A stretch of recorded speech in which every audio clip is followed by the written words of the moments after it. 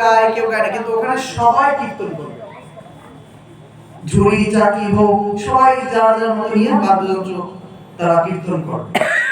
কিন্তু আমাদের এই অঞ্চলের মানুষ একটু কম এইদিকে কাজ কাম করে না, এটা হচ্ছে যে কাজ আমাদের এই দেশের মানুষের ভক্তিও কিন্তু আছে। এটাও কিন্তু বলা হয়েছে যে দক্ষিণবঙ্গের মানুষের ভক্তি বা অন্যরকম। যেমন আপনারা কুমিল্লার দিকে যাবেন, চোখ দিয়ে এক ফোঁটা জলও পড়ে না, কিন্তু বরিশালের মানুষ যদি একবার ভাবে উঠানো যায় তাহলে কিন্তু এই দেশের মানুষ কান্নাকাটিতে পারফেক্ট ব্যবস্থা।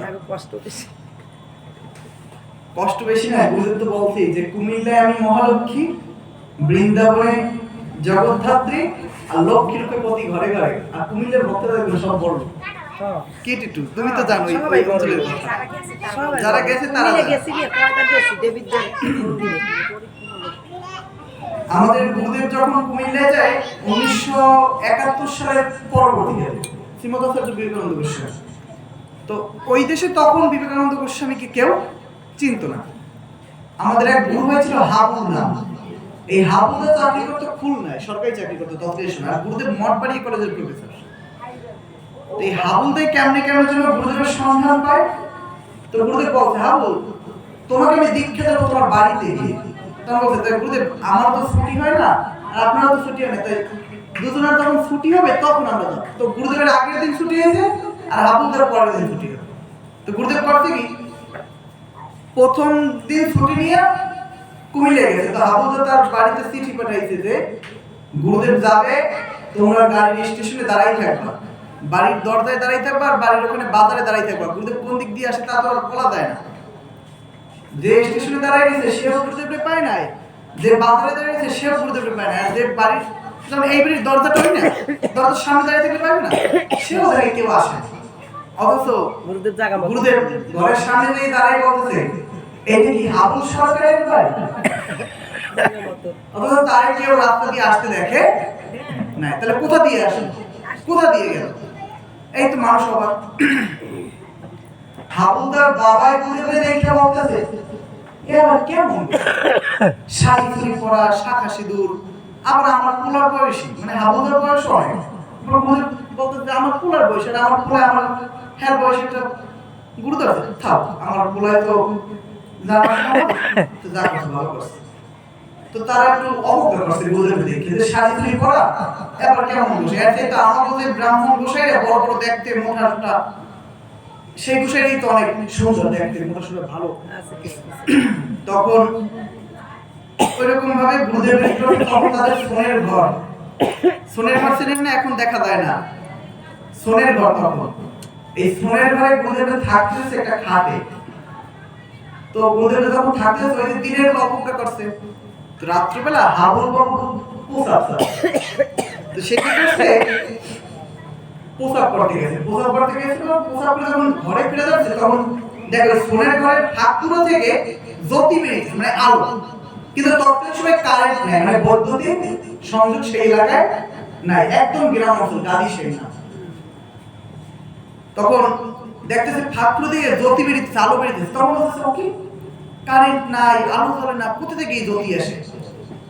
হাবুল বাবু দরজার সামনে গিয়ে ঘরে ঢুকেই দেখে যে এই বিবেকানন্দ গোস্বামীকে দিনের বেলা অবজ্ঞা করে বলছিল ছোট খাটো দেখতে কেমন, কিন্তু এখন দেখে কি জানেন, বিশাল বড় দেহ ধারণ করে শুয়ে আছে, আর তার লোমকূপ থেকে জ্যোতি বেরিয়ে ঘরে প্রকাশিত হয়ে আলোকিত হয়ে গেছে।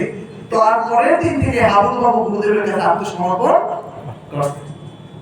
পরের দিন সকালবেলা গুরুদেব বাহ্য ক্রিয়া করতে যাবেন, তখন হাবুল সরকার এখন দৌড়ে হাবুল সরকারের বাবাই এখন ওই যে বদনা আছে না, এই বদনা নিয়ে তার পিছনে দৌড়েই যায়।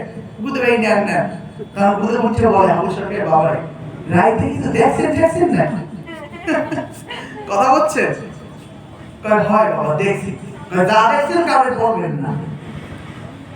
এরপর থেকে কুমিল্লায় শুরু হয়ে যায়, ওই যেই ভক্তই আসে তার নাম ধরে ডাকে, ও অমুক বাবু এদিকে আসেন, অমুক বাবু আপনার পিসিমা আসতেছে, তারে নিয়ে আসেন, সে তো অসুস্থ, ঘরের মধ্যে বেশি বলে দিতেছে, অথচ রাস্তায় দিয়ে দেখি পিসিমা আইছে। তো এরকম যখন সবার নাম ধরে ডাকে, কার কি সমস্যা, ক্যান্সারের রোগী জলে ফু দিয়ে সুস্থ করে দেয়, এই কুমিল্লায় প্রচার শুরু হয়ে যায়। আর আজকে যাবেন বাংলাদেশের মধ্যে গুরুদেবের সুন্দর মন্দির হচ্ছে কুমিল্লা গাজীশে।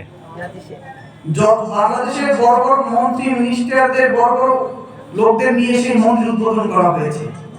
বিষয়টা হয়েছে ওখানে গুরুদেবের একটা অন্যরকম কৃপা। আমরা এই দক্ষিণবঙ্গের মানুষের প্রতি গুরুদেবের একটা অন্যরকম কৃপা। আমরা দেখি কেবল উঠবে হ্যাঁ এখন মনে করে ই করে না মন্দির কমপ্লিট হয়ে না ওটা দেবীর দ্বারা দেবীর দ্বারা গাদিশের। হ্যাঁ ওদেশের মানুষের আবার গাদিশের বলে চিনবে না, ওদেশের মানুষের বলতে গাদ্যে গাদ্যে মানে ওখানে লোকের ভাষা আবার অন্যরকম, একটা টান দেয়। আমরা যখন কথা বলি না একটু সোজা বাংলা বরিশালের মানুষ, কিন্তু ওখানে মানুষের কথায় টান দেয়।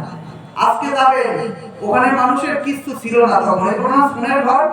আর এখন যাবেন এক একজনের 5 তলা 6 তলা বিল্ডিং, এক একজনের পাকা ঘর, আর প্রত্যেকের ঘরে গুরুদেবের জন্য আলাদা একটা রুম, আলাদা একটা খাট, আলাদা একটা সোফা, আলাদা একটা বাথরুম। কিন্তু সেই ঘরের বাথরুম কেউ ব্যবহার করে না, ওই ঘরও কেউ ব্যবহার করে না। ওখানে তারা শুধু গুরুদেবের সেবা করে। তারা এখনো মানে যে গুরুদেব তাদের ঘরে প্রতিদিন আসে, থাকে, খায়, ঘুমায়। তাহলে তাদের কতটা ভক্তি বুঝতে পারছেন?